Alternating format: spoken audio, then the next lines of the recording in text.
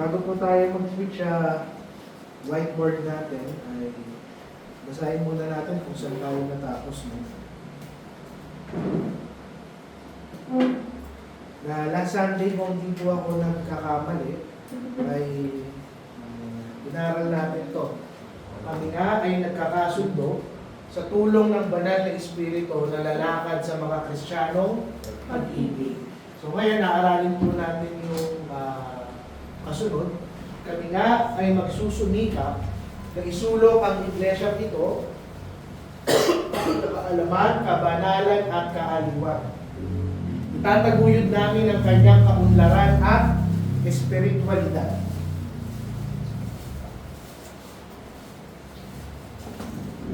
Sa English po, babasahin ko.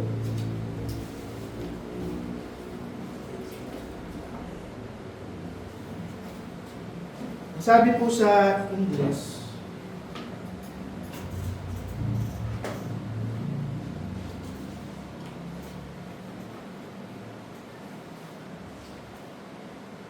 to be zealous in our efforts to advance the kingdom of our Savior and Lord, to strive for the advancement of this church in knowledge, holiness, and truth, to promote its spirituality and prosperity, to sustain its worship, ordinances, discipline, and doctrines. Hanggang doon pala to sa pangatlo na. Kaya ituloy pala natin. Hindi lang pala hanggang dito sa espiritualidad, hanggang dito. Ipagpapatuloy ang pagsamba, mga ordinansa, disiplina, at mga doktrina. Sige po.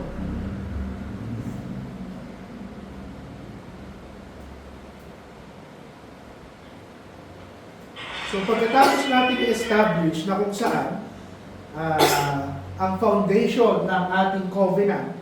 Ano ulit ang foundation ng ating covenant? Sa introduction natin, ang letter G, glory, gospel. Ang foundation ng covenant natin, yung sinusumpaan natin ay salita ng ating Panginoon. At last Sunday, inaral natin na kung saan, isa sa pamamaraan upang magampanan natin to ay mapakita ang mga Kristiyanong pag-ibig, yung Christian love. Now ngayon, sinasabi natin, ang galing ko na lang ito,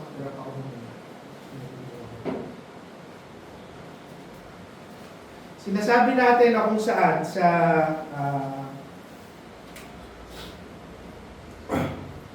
sinasabi natin ngayon na kung saan hindi sapat na ibigin natin ang bawat isa. Kailangan natin maunawaan na sa ating covenant ay may tinatawag tayong shared responsibility. Ito yung kasunod nating binasa. Sabi natin doon, kami ay magsusumikap na isulong ang iglesia ito sa kaalaman, kabanalan at katotohanan. Itataguyod namin ang kanyang kaunlaran at espiritualidad. Ipagpapatuloy ang pagsamba, mga ordinansa, disiplina at mga doktrina. Kaya makikita nyo na pagkatapos ng pag-ibig, yung kasunod kaagad na sinusumpaan natin sa ating Panginoon at sa ating iglesia, tinatawag natin shared responsibility. Responsibilidad ng bawat isa na isulong ang kaharian ng ating Panginoon. Meaning, yung tunay na pag-ibig, although binalansin natin nga last Sunday, na sa ating iglesia, iibigin natin ang bawat isa, itataguyod natin ang bawat isa, itatama natin ang bawat isa. Pero ngayon, ang sinasabi ng shared responsibility, na ang tunay na pag-ibig ng mga Kristiyano, hindi yan passive. Active yan. Charles, anong pinakaiba ng active sa passive? Yung virus ko lang yung active. Novi. Pag yung active po, lagi mo siyang ginagawa. Hindi siya yung may panahon lang kung kailang ka lang i-reserve. Then sa passive naman po is yung temporary lang. Actually, hindi siya temporary. Pag sinabi mo passive, Fix. Pagpapabaya. pagpapabaya. Hinahayaan mo. Actually, hindi naman pagpapabaya, hinahayaan mo. Apathy. Yung wala kang pakialam. Passive. Lenient.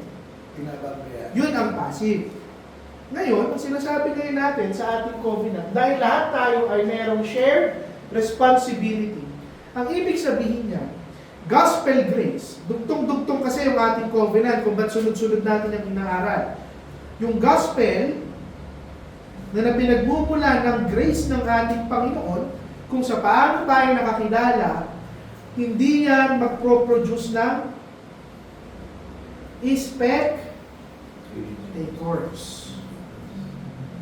O yung tinatawag nating mga pew warmers. Ano ang Tagalog ng pew? Yung one sa church. Wala kasi tayong pew, monoblock lang yung meron tayo. Pero yung pew, yung binili natin dati na mahabang mga kahoy na mga bench. Pag sinabi warmers, hindi lang tayo nagpapainit ng ating mga wet ng upuan. Ibig sabihin, tayong mga kabahagi ng ating Panginoong Jesucristo, mga taong iniligtas, tinawag tayo to labor for the health and growth of His church. Yung sinumpaan nating tatlo, babasahin ko ulit sabi doon, nagsusumikap na isulong ang iglesia nito sa kaalaman, kabanalan at katotohanan, itataguyod namin ang kanyang kaunlaran at espiritualidad, pagpapatuloy ang pagsamba, ordinansa, disiplina at mga doktrina. Ibig sabihin na kung saan nagtatrabaho dapat tayo sa igaganda ng kalusugan at paglago ng ating iglesia. Meaning, yung lesson natin ngayon, when it comes to our covenant, this lesson is not about, lilinawin ko lang, hindi ito patungkol sa mga programa ng ating iglesia.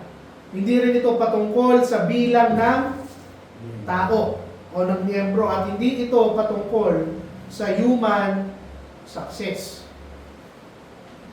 Ang pinag-uusapan natin sa sinumpaan natin sa ating Panginoon, faithful stewardship. Matapat na pangangalaga ng mga bagay na ipinagkatiwala sa atin ng ating Panginoon. At bakit tayo sumusumpa ng isang shared responsibility sa ating Panginoon? Dahil unang-una, inibig ng Panginoon ang iglesyang ito. Unawa natin that the church is purchased, binili at tinubos ng ating Panginoon sa pamamagitan ng kanyang dugo. At kung kinikilala natin na mahal ang dugo ng ating Panginoon at walang kapantay yung dugo na ginamit niya upang bilhin ang iglesia nito, upang tubusin ang iglesia nito, ibig sabihin, tinatawag ng covenant natin ang bawat isang mananampalataya to participate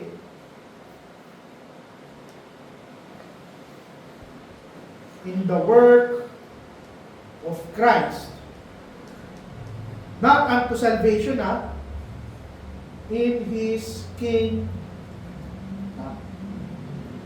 Maging kaisa ang bawat isa sa pagpapagal at pagtatrabaho sa kaharian ng ating Panginoon. And when we build, hindi tayo independent sa ating Panginoong Jesucristo. That is why, yung pinakauna, babalik tayo sa introduction natin sa covenant. Sinabi natin na ang foundation natin ay ang gospel. Maglilingkod tayo sa pamamagitan ng tulong ng banal na Espiritu. Then church growth, yung paglago ng kabuuan ng ating iglesia. Paano ngayon yan dinedefine ng Biblia? It begins church growth. Begins within bago pa yan maging outward. Sabihin, bago mo makita yung paglago ng mga ministry, whether ministry ng mga kalalakihan sa preaching, sa teaching, Sunday school, mga bata, visitations, bago pa lumago yung ating iglesia at yung mga ministry, church growth begins within us. Sa atin. Nawala yung point. Kung tayo ay hindi lumalago individually, we cannot expect the church to grow corporately.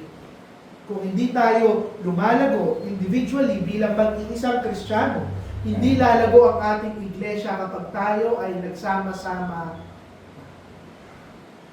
Now, isa-isahin natin ngayon yung nakasulat doon sa ating church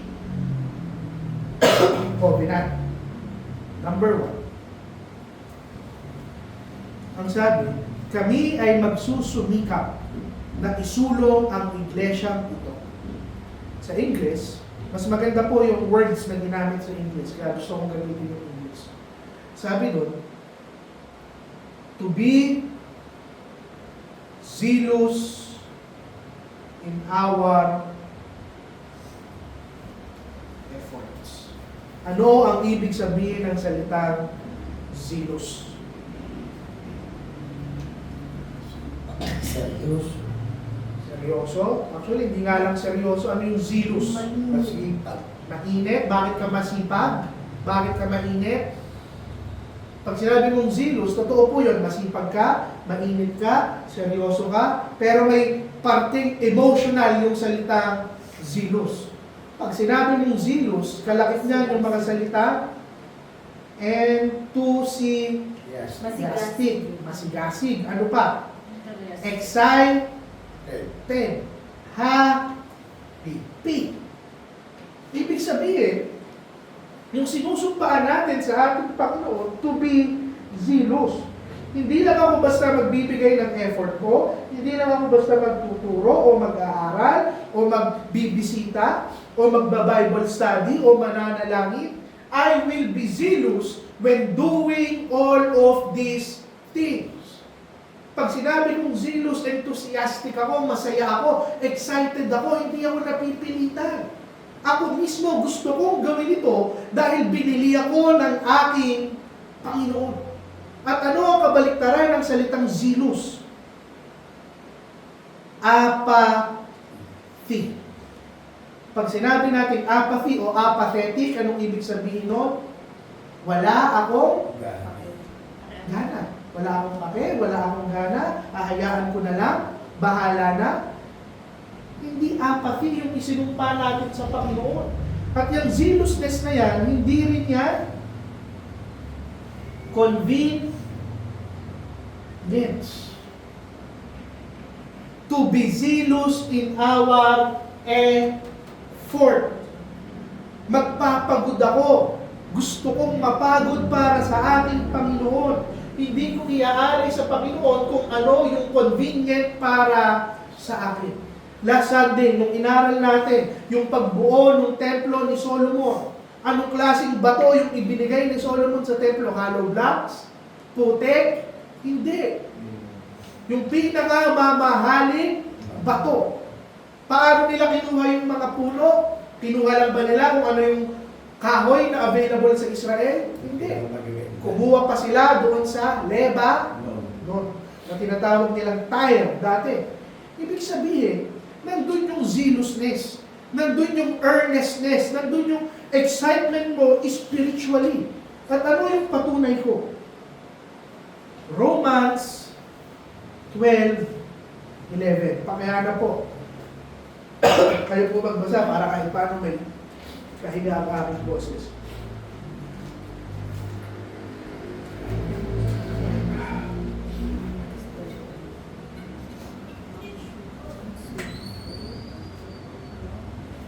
Sige po, Kuya 5, pakibasa po. Not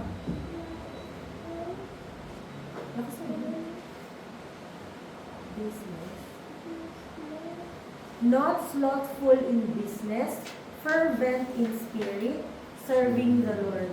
Romans 12:11. Ano daw yung klase ng ministry na meron ng isang mananampalataya? Hindi tamad. Not slothful in business. Hindi tamad. Ang tawag po sa slothful, tama po. Sakit lang talaga pakinggan sa Tagalog, pero ito talaga yung salita ng Panginoon. Not slothful. Hindi tamad na ministry ang ibibigay ko sa aking Panginoon.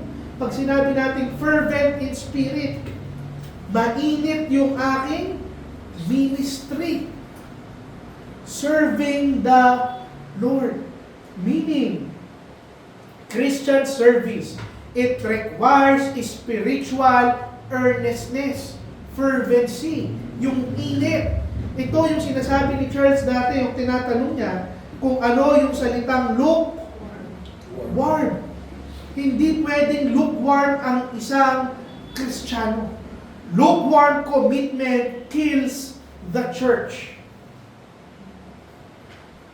Kung, ano bang Tagalog ng lukewarm? Patay lamig lang tayo. Hindi tayo mainit, maligam-gam. Hindi tayo mainit at hindi tayo malamig.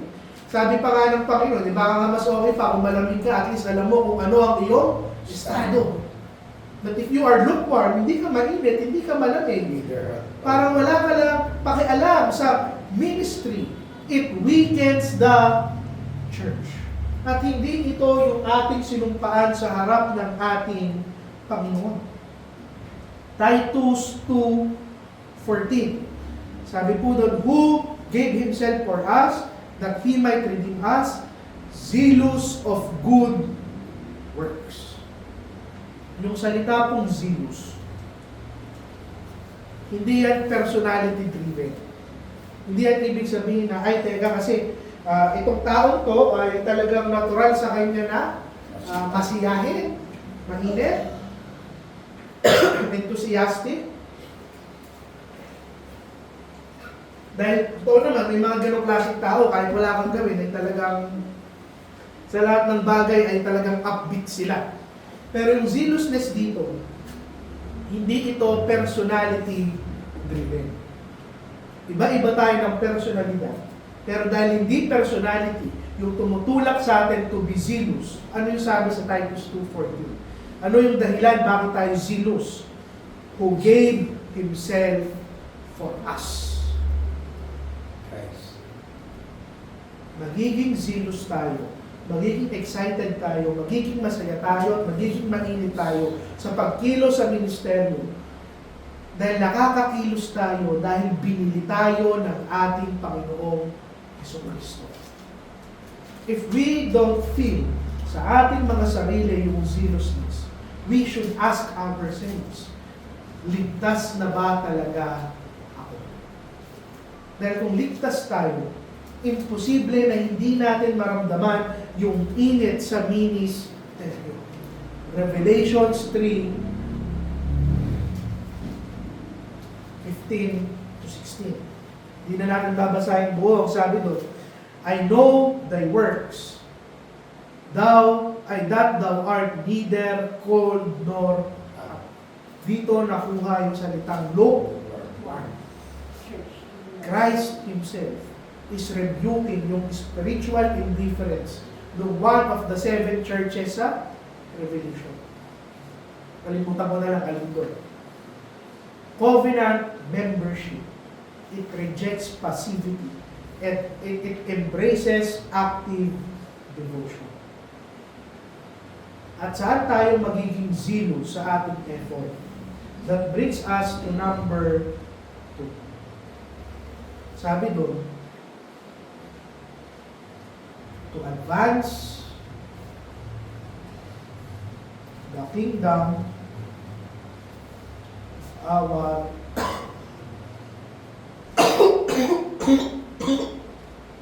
Savior and Lord. Sa Tagalog, ang sabi ko, kami ay magsusumikap sa iglesia na isulong ang iglesia ito. Yung iglesia sa English, hindi lang siya tinawag na church. Sa English version ng ating covenant. Kaya mas gusto ko yung English eh. Ang sabi doon, to advance the kingdom of our Savior and Lord. So makikita nyo na kung saan. Sorry po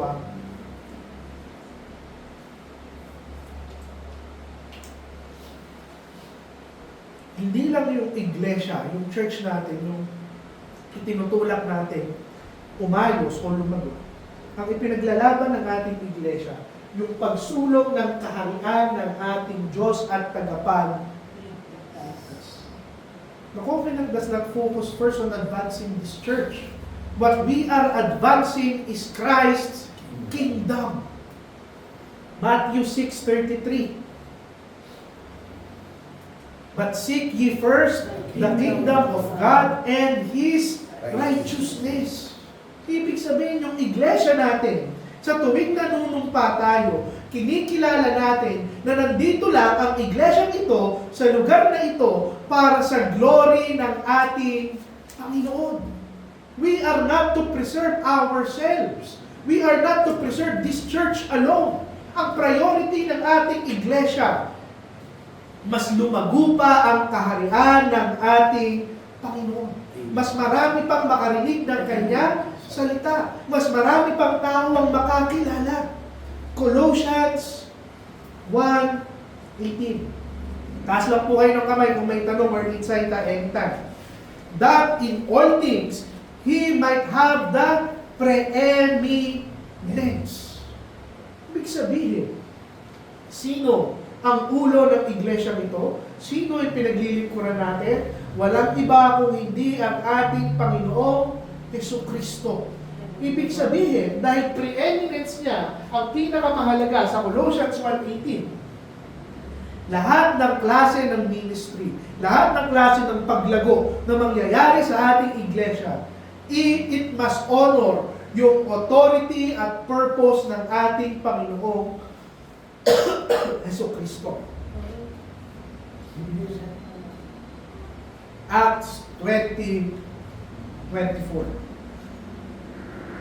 Neither count I my life dear unto myself, so that I might finish my course with joy. When you advance the kingdom of our Lord and Savior, it requires sacrifice. Ginamit ko lang yung salitang sacrifice in order for us to think kung ano yung dapat natin gawin. But in reality, there is no sacrifice para sa isang Christian. Kaya meron ako dyan quote. Sa mundo, ang tingin nila sa ginagawa natin, sacrifice.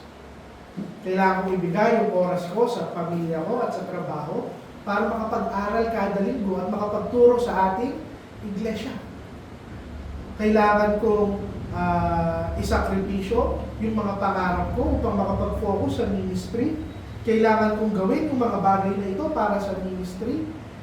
Yung finances ng bawat isang pamilya na dapat pwede na natin ilaan sa ating mga tahanan, ibinibigay natin sa iglesia. Para sa mundo, ang tingin nila doon ay sakripisyo. Sacrifice. But for a true Christian, balikan nyo yung Acts 20:24. Una, akala mo sacrifice yung sinasabi ni Paul. Neither count I my life dear unto myself. Para bang sinasabi niya, kaya kong isakripisyo yung aking buong buhay. Pero pag binasa niyo yung kasunod doon, hindi niya tinitignan na sakripisyo yung ginagawa niya. So that I might finish my course with joy. Masaya siyang ginagawa at ipinagpapalit yung meron siya to advance the kingdom of Christ. It's not sacrifice, it is joy, privilege, pribilehiyo na makapaglingkod sa ating Panginoon. Actually, kung inuuna natin sa sarili nating pamumuhay ang kaharian ng ating Panginoon, makikita mo yung epekto niyan sa ating local church. And this means that every life sa loob ng ating church, bawat isang mananampalataya, may parte tayo sa paglago ng ating iglesia. And this is quite encouraging. Pag naisip mo, whether pastor siya, preacher siya, baby Christian siya, matandang Kristiyano siya, lahat tayo may parte sa advancement ng kaharian ng ating Panginoon. And this is both encouraging and rebuking. Because our part, you always have a part. Ang tanong na lang, whether it's advancing or pulling down the kingdom of Christ. Amen. But the point is, lagi kang merong part. Number 3, to strive for the advancement of the kingdom of our Savior. Ang kasunod nun, sa Tagalog, sa kaalaman, kabanalan, at katotohanan. In knowledge, holiness, and truth.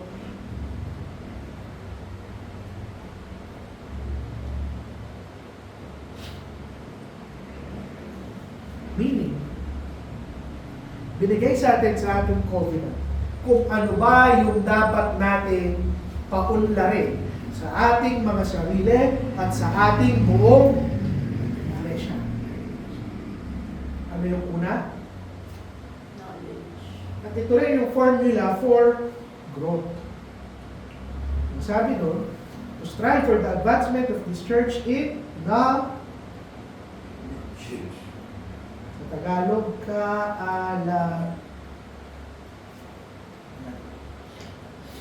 Colossians 1, 9 to 10. Sige po, pakihanap po at pakibasa.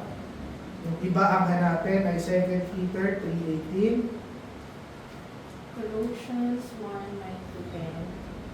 For this cause we also, since the day we heard it, do not cease to pray for you and to desire that ye might be filled with the knowledge of His will in all wisdom and spiritual understanding. Ang sabi doon, that ye might be filled with the knowledge of His will. That ye might Ignorance of the Word of God weakens the church. Ang hindi pag-aaral ng malalim at hindi pagbibigay ng prioridad sa pag-aaral ng salita ng Panginoon ang nagpapahina sa ating iglesia. Because if we want to advance this church, ang una natin ina-advance sa ating covenant ay knowledge, kaalaman. Biblical knowledge, ito yung nag-uugat sa atin at nag-aangkla sa atin sa salita ng ating Panginoon. 2 Peter 3:18, pakibasa po. 2 Peter 3:18, but grow in grace and in the knowledge of our Lord and Savior, Jesus Christ. To Him be glory both now and forever. Amen. Paano daw lalago? Charles, dahil ikaw ang bumasa, anong sabi doon? Dalawang bagay yung paraan ng paglago in grace and Knowledge. in the knowledge of our Jesus. Lord. So kung titignan nyo, napakasimple yung advancement natin. Both personally and the church, walang shortcut na binigay ang ating Panginoon. Ang sabi, kaalaman sa kanyang mga salita. Pag-aaral. If we want to grow, if we want to advance, both personally and the church, knowledge is the key. Ibig sabihin, sumusumpa tayo sa ating Panginoon, sa ating covenant. Meron tayong tinatawag na commitment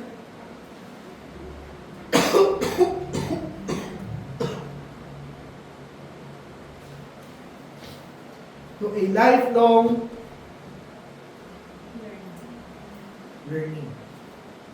At lahat tayo natututo pa ng kanyang salita. Kahit ang mga pastor, sa linggo-linggo naming pag-aaral, may mga bago pa rin kaming natututunan sa salita ng ating Panginoon.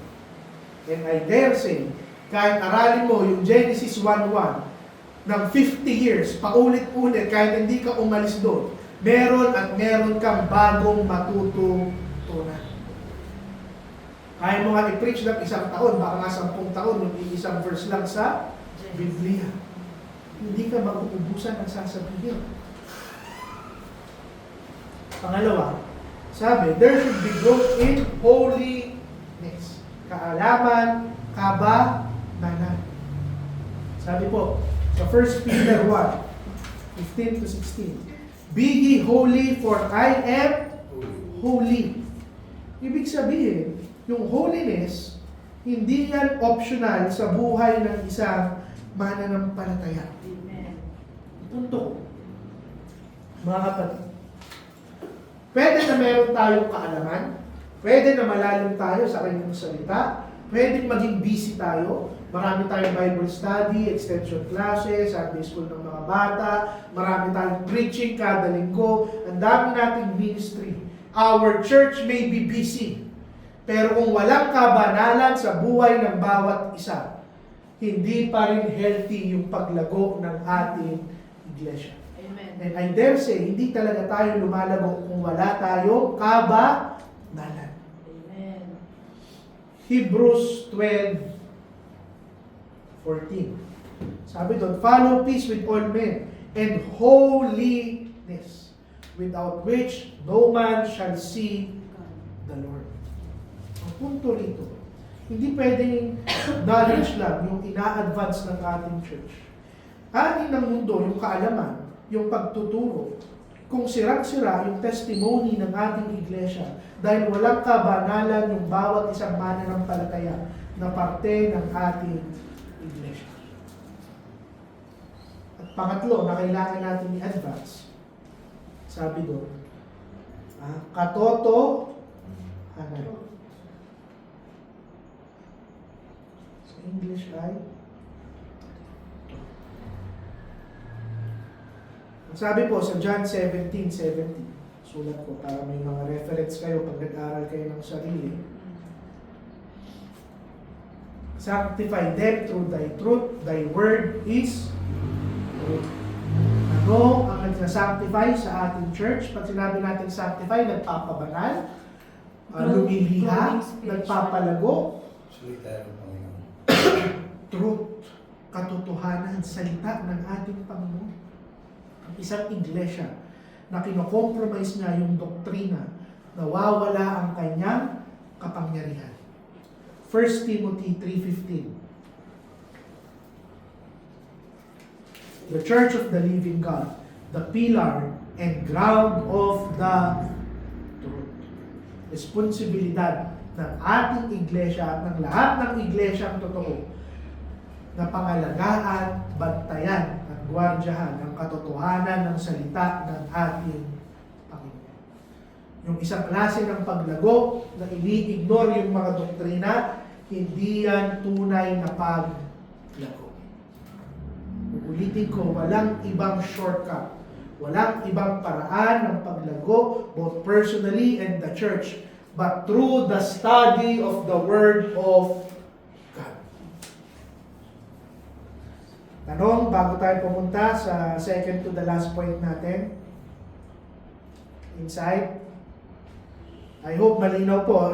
Kapag nagtanong ako kung may tanong at walang nagsabing may tanong, i-assume kong unawa yung lahat yung itinuturo natin. Sabi dun sa next natin sa sinusumpaan natin, itataguyod namin ang kanyang kaunlaran at spiritually, sa English, to promote its spirituality and prosperity.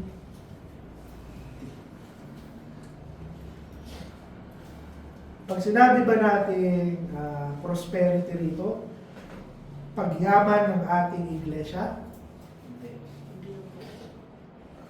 Pag sinabi natin spirituality and prosperity, hinahanap natin yung aktibong presensya ng ating Panginoon.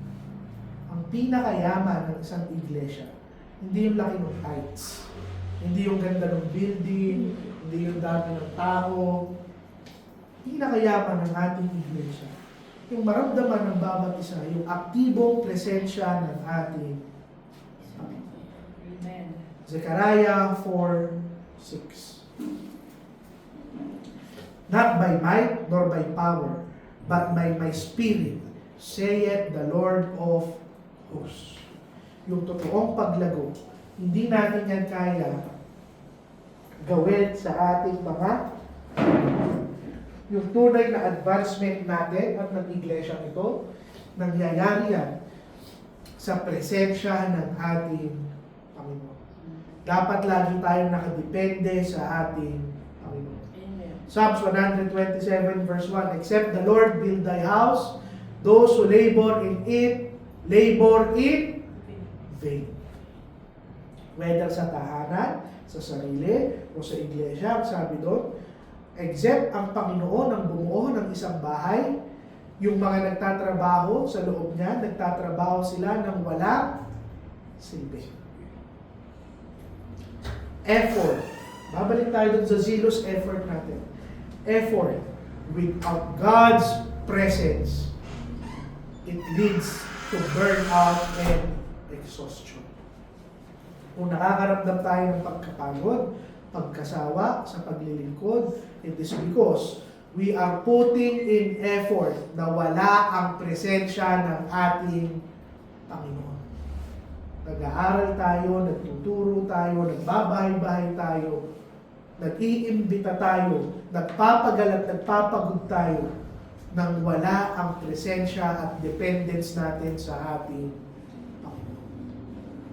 Kung bakit nagsasawa ang isang mananampalataya, kung bakit tayo napapagod, simply because ang inaasahan natin, sarili nating lakas at talino. Pero kung unawa natin na ang lahat ng bagay na ginagawa ko ay Panginoon ang sentro, Panginoon ang katulong ko, wala akong karapatang manawa. Isa pa, sulat ko, baka makalimutan ko. Isa pa, Acts 4:31. They were filled with the Holy Ghost and they spake the word of God with boldness. Paano daw sila nagturo? Paano sila nag-preach? They were all filled with the Holy Ghost. Paano mag-aral ng isang preaching? Gaya yung sinasabi. Yung mismong pag-aaral, ano lang yan? Tip of the iceberg. Nakita na kayo ng iceberg, anong ibig ko sabihin? Di ba kung ito yung dagat, napakalaki niyan, yung maliit lang. Kaya bumagsak yung Titanic kasi akala nila yung iceberg ay maliit, pero napakalaki pala. Yung pag-aaral, ito yun. Paano ka mag-preach. Itong nasa ilalim na mas malaking part, panalangin. Dependence. Pag-amin sa Panginoon na hindi ko kaya. Kailangan ko ng tulong niya. Kayanin ko mang mag-aral. Pwede kong gamitin yung talino ko para mag-aral. Pero ramdam ng mga nakikinig na wala yung kapangyarihan dahil talino lang ng tao yung pinagana.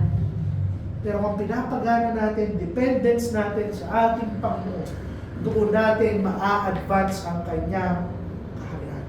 Spirituality and prosperity. Yung prosperity dyan, yung yaman yan, yung spiritualidad dyan, presensya ng ating ulitin ko mga kapatid, no matter how good our worship is, kahit gaano tayo kaaral, kung magtitipon tayo dito at wala rito ang presensya ng Panginoon, sayang.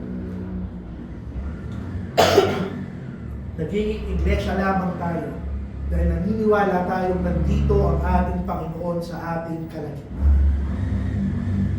At panghuli, itong mga bagay na ating inaaral, very practical ang bagay na ito. Hindi mo yan i-express sa emosyon, sa sinasabi lang natin, sa gusto lang natin. Hindi. Sabi natin sa ating covenant, tataguyod namin ang kanyang kaunlaran at espiritualidad. Ito yun, to promote its spirituality and prosperity. Ang katuloy nun, ipagpapatuloy ang pagsamba, mga ordinansa, disiplina at mga doktrina. Sa Ingles, sabi doon sa Ingles, to sustain its worship, ordinances, discipline, and doctrines. The covenant emphasizes the word sustain. Sa Tagalog ng sustain, ipagpapatuloy. Pag sinabi natin pagpapatuloy, continuous. Hindi natatapos. Hindi napapagod. Magpapatuloy. Magpapatuloy saan? Unang-una, ang sabi, sustain its worship. The most basic thing na dapat ginagawa natin bilang mananampalataya is to worship. John 4:24. God is a spirit, and they that worship Him must worship Him in spirit and in truth. Number one priority ng isang mananampalataya ay worship. At yung worship natin should be God-centered. And if it's God-centered, we worship Him in spirit and in truth. In truth, we do it sa ating church. Nagtuturo tayo, faithfully, matapat, wala tayong maling itinuturo, but in spirit, ibig sabihin mo, from Monday to Saturday, ito yung itinuro natin dun sa pagbuo ni Solomon ng kanyang temple. We prepare ourselves in spirit. We go to this church and worship. Ano yung dapat in spirit natin? Sabi natin, zealous. Kung pupunta tayo at mag-worship na walang zealousness, walang excitement, walang enthusiasm, hindi tayo masaya, hindi natin hinahanap yung init ng pagsamba, sayang yung ating worship. Kung uupo tayo rito at hindi tayo magseseryoso, hindi natin aayusin yung ating sarili, ating pananamit, ating pag-uugali, ating pag-upo, yung lahat ng meron tayo, sayang yung ating worship. We worship Him in spirit, but we also worship Him in truth. Reverent. Yung klase ng worship na hinahanap ng ating Panginoon. Sincero, may paggalang, may malalim na takot sa ating Panginoon. Amen. Yung punto ko, lahat tayo, every opening prayer, pinapanalangin natin, Lord, gusto namin ang inyong presensya. Alam nyo ba na banal ang presensya ng ating Panginoon? Matakot tayo. At mamaya sa ayoko munang sabihin yung ibang points kasi mawawalan ako ng points sa preaching mamaya. Pagpapatuloy natin ang pagbuo ng Solomon's Temple, you will see na if you desire yung holy presence ng Panginoon, God does not dwell in unholy lives. Dahil nga yung templo ni Solomon, may iba't ibang parte yun eh. At habang pumupunta ka doon sa gitna, mas pabanal ng pabanal at mas pakunti ng pakunti yung taong pwedeng lumapit sa presensya ng Panginoon. Hindi lamang sa worship, sabi natin, ordinances. Dalawa lang naman yung ordinance ng ating iglesia. Ano yun? Baptism at Lord's Supper. Yung baptism, paano natin igagalang yung baptism natin? Dahil hindi ka naman linggo-linggo inilulubog sa tubig. Paano natin ginagalang yung ating baptism?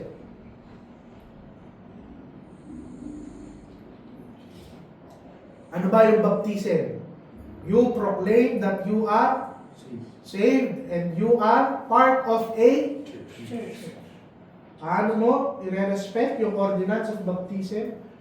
Being the church. Being the church. Panagutan mo yung sinusumpaan mo bilang miyembro ng ating iglesia. Paano mo ngayon napapahalagahan yung Lord's Supper? Simple lang. Hindi yung mag-participate ka ng Lord's Supper. Mamuhay ka ng tama.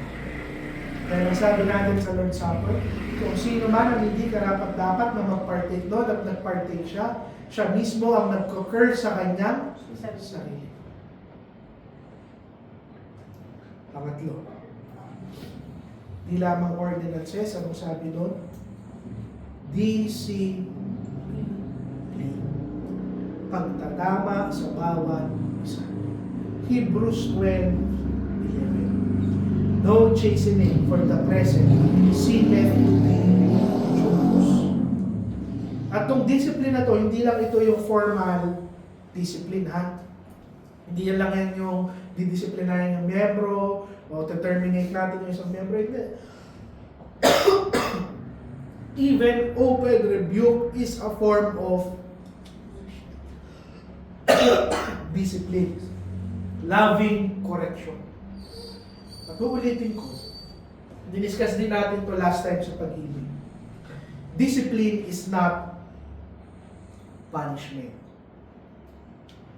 Kung ang mindset natin na ang disiplina sa loob ng iglesia ay pagpaparusa sa mga nagkakamali, we miss the point of discipline. It is restoration.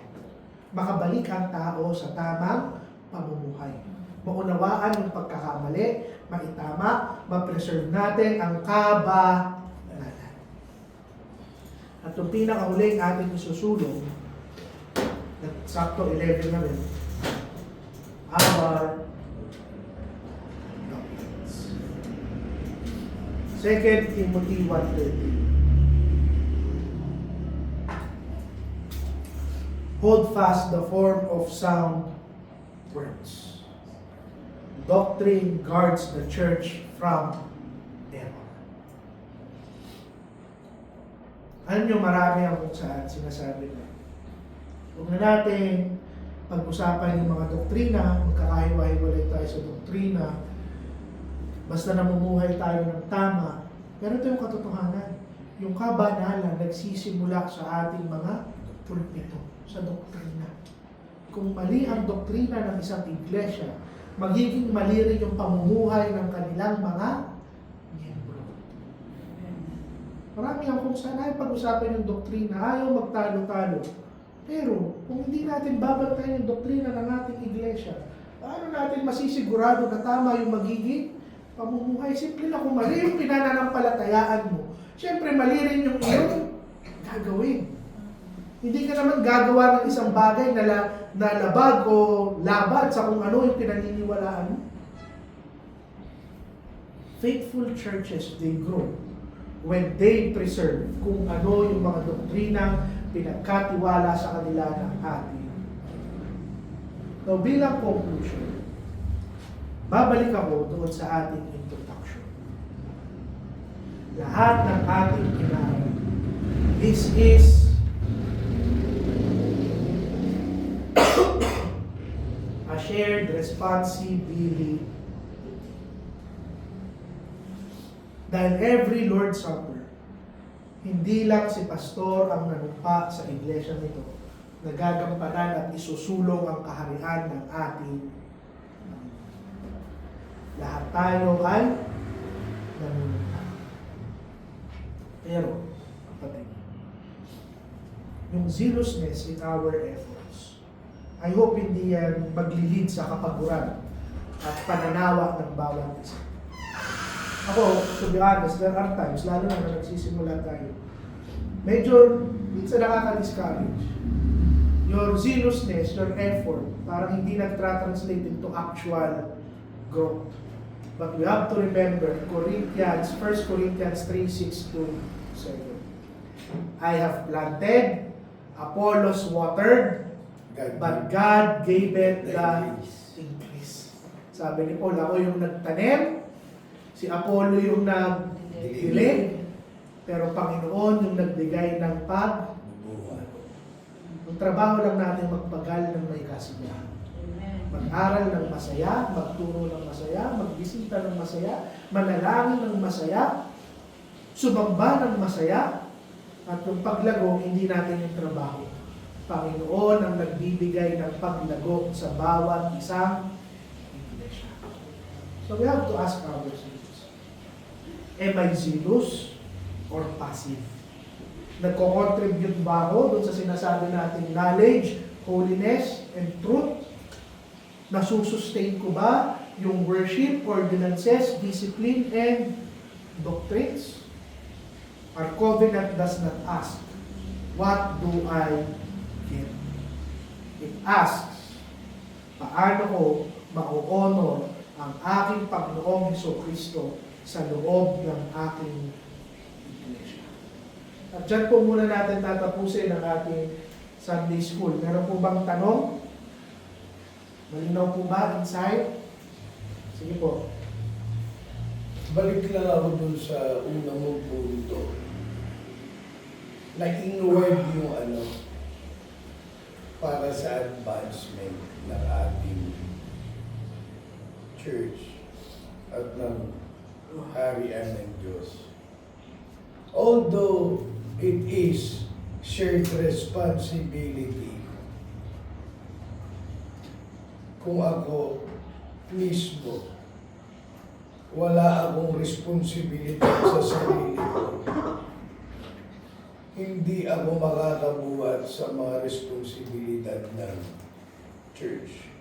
Malinaw. Kung ako hindi nananalangin, kung ako hindi nag-aaral pa ng sarili, kung ako palutang-lutang lang, kung kailan ko lang gusto mag-church, hindi ko magagampanan yung shared responsibility. So what I'm driving at is, tayo mismo maging responsable muna sa sarili natin para hindi tayo maging kabigatan ng iglesia. Instead na maging katulong talaga tayo sa responsibilidad, nagiging kabigatan pa tayo. Kaya yun lang, maging responsable muna tayo sa sarili natin. Inwardly, katulad ng unang binanggit ni Pastor. Yun ang una nating pag-aralan talaga. Kasi, halimbawa, madaling magbigay ng ideya, madaling magbigay ng voice, madaling Pero inwardly, hindi rin natin natutupad yung worshiping God in spirit and in truth. Kasi kung hindi nga makikita, sabi ni Pastor, sa buhay natin, yung preaching na lagi natin pinapakinggan, yung mga salita ng Diyos na ating binabasa, superficial lang yung faith na sinasabi natin. Yun lang po, Pastor. Ako, Pastor, babalik lang din ako dun sa tinuro mo na yung sinasabing sacrifice. Actually, ang tamang word talaga nun is yung service mo sa Panginoon. Kaya nga, pag Sunday, ang ano natin is worship service. So, yung worship service mo sa Panginoon, reflection yan ng buhay mo from Monday to Saturday. Amen. If yung buhay mo, yung Kristyanismo mo, hindi lumago ng isang buong linggo na wala ka sa church, that would reflect on Sunday. So, kagaya rin ng tinuro ko ng prayer meeting na Present yourselves as living sacrifice, Oo. which is your reasonable service. Ayun nga, yung Sunday na, di ba sabi ko sa prayer meeting, paano na lang kung ang bawat isa na pumupunta sa iglesyang ito ng Sunday ay namuhay ng tama, nanalangin at lumakad, nag-aral buong linggo, ang ganda siguro ng resulta ng worship service natin every Sunday. So, kasama yun sa prayer ko, prayer request ko nung inaral natin nga yan. Yung worship service natin every Sunday, reflection to ng kung paano nabuhay ang bawat isa ng buong linggo. So nawa, reminder to sa atin na makita yon sa iglesia natin. Kunwari, papasok tayo dito na hindi good yung spirit natin, talagang ang pangit, tapos spiritual mong buhay yan Tapos kung Sunday, papasok ka naman na pagod ka, yung gano'n na parang ang kulang na lang or antok na antok ka, it would really reflect. So, ayun, reminder yan sa atin bilang tayo ay mga miyembro ng Iglesia ng Panginoon. Pero sa pagod, kasi ako lagi ako pagod. Araw-araw ako pagod. Pero masaya ako. Iba kasi yung pagod ka sa... Paano kung antok ka? Iba yung pagod ka sa... Pagod yung kaluluwa mo. That's two different things, ah. Hindi, what I mean, pagod Pero ka, I get your naaantok point. ka I get your na. point.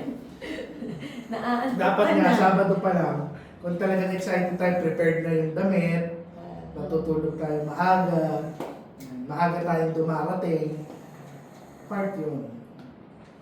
Kaya nga masaya ako maaga si Django kanina eh.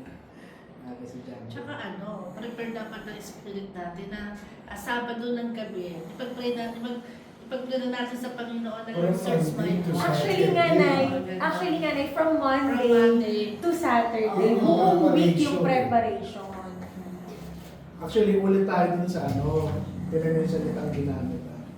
Okay. Ipagpapatuloy. Ibig sabihin, yung worship natin, hindi siya tuwing linggo. Cycle siya. Nagsisimula yung worship natin kada Lunes.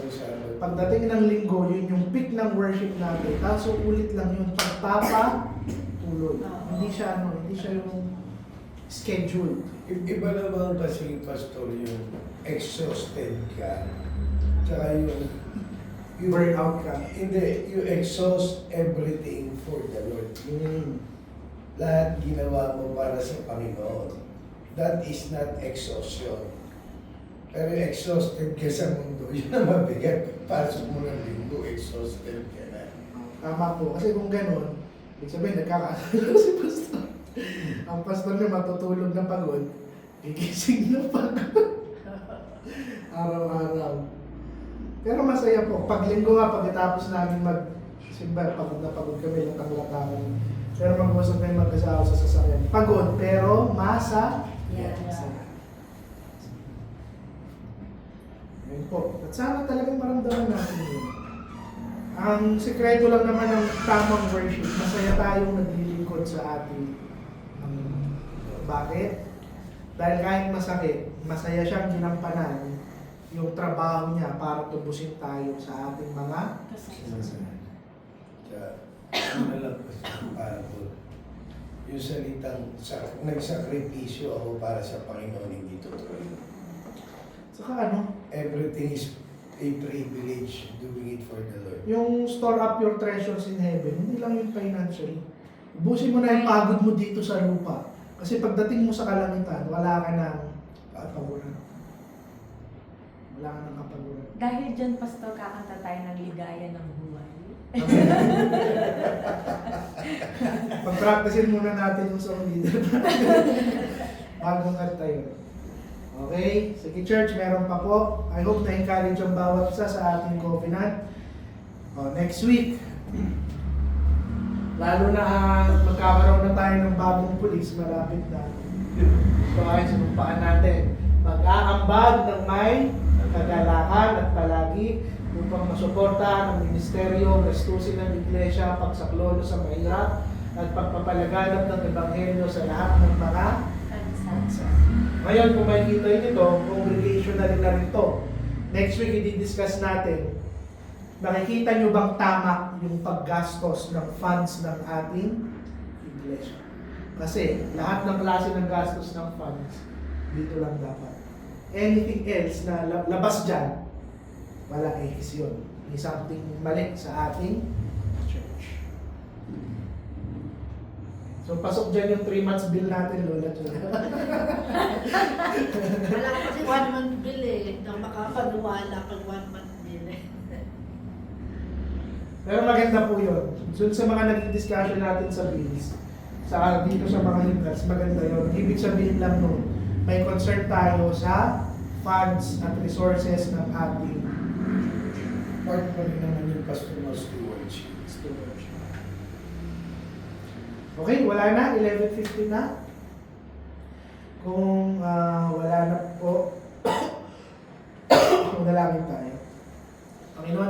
po sa discussion sa aming Church Covenant, Panginoon, sa mga susunod na linggo ay nawa, Panginoon, ay mas matuto pa kami, mas seryosohin namin ang sinusumpa namin sa inyong harapan, Panginoon. Pagkampanan nito ng aming iglesia. Tama niyo po kami lahat sa inyong harapan at patawad sa aming mga kasalanan. In Jesus' name we pray. 3-minute break. Gawin mo ng 5, papahinga konti na lang sila. Actually, mainit-init lang ako. Bili ako ng battery para may mic ka. Hopefully, ma-worship Kasi tuloy kami, pag-iwan Bili siya. ako. Ano? Si Pastor rin, masama pa ng damdamin. Hindi, walang lagnat. Na ano lang sa sarili.